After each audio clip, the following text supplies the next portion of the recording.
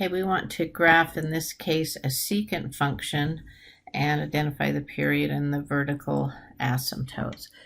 So whenever I have a reciprocal function of cosecant or secant, I graph their reciprocal function as a sketching aid and then go from there. So I am going to graph y equal cosine 3x minus pi over 2. So in looking at that, the amplitude is going to be 1. The period is going to be 2 pi over what's sitting in front of the x, and in that case it's a 3. Here's our omega, the coefficient on the x, so the period needs to be divided by that. So the period is going to be 2 pi thirds. And then the other thing I have a phase shift.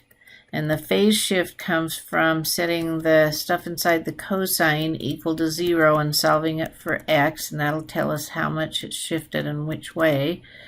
And so if I move the pi halves over and then divided by the 3, I would have my phase shift, which is going to be pi over 6. Okay. So now that I have the pieces I need, I'm going to graph this cosine function. So I'm coming over to my graph and I'm going to make the first 4 tick marks. The fourth one is going to be the period. The period is 2 pi thirds. So half of that's pi thirds and half of that is pi 6. Okay, there's no vertical shift. So my baseline is going to be along the x-axis.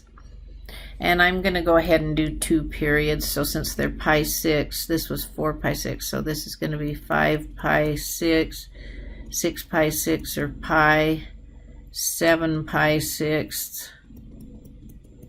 And then over here, right, squished on the edge, is going to be 4 pi thirds, which is the end of the second period. I kind of squashed in there because I was so close to the edge.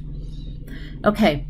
So let's go ahead and put the cosine graph. Because it has a phase shift, I'm going to graph it without the phase shift with x's, and then I'm going to shift all of the points. So normally at cosine, at 0, it's at its maximum, and its max was 1, so it's going to be up here 1, and then in each fourth it's going to cross, and then min, and then cross, and then max, and cross, min, cross, max. So that would be the graph if it was not phase shifted, but we see our phase shift. We've got to move everything to the right by pi sixths, and pi sixths is our tick mark. So this first x is going to move over here. The one on the axis is going to move over pi sixths. The minimum is going to move over pi sixths. I'm going to do that all the way along, get my graph shifted, and then I can graph this cosine graph. It looks like that, and then at the first, because it was shifted, I'm going to go back because that would be an intercept. So there's my graph. Now that's my sketching aid to graph secant. Anywhere that this cosine is 0, the secant's going to be undefined, because if you try and take the reciprocal and put 0 on the bottom, it's undefined. So anywhere that this had an x-intercept, that's going to be where my asymptotes are for this secant graph. So I'm going to mark all those asymptotes on there.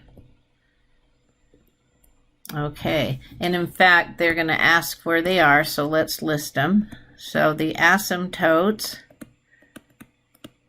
are going to be, let's find the first one. Looks like the first one is at 0, and then as I see how far they are apart, it looks like they're pi thirds apart each time.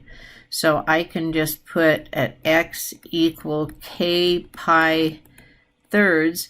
That way, if you let k be 0, you'd be at 0. If you let k be 1, you'd be at your first one. If you let k be 2, we'd be at our next one, which is 2 pi thirds, and so forth. If you let k be negative 1, you'd be over at one that's over here. So this would cover all of the asymptotes.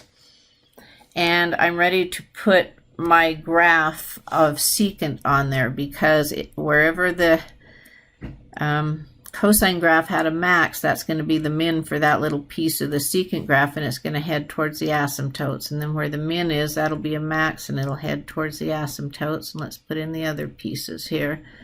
So there's my graph of this secant function.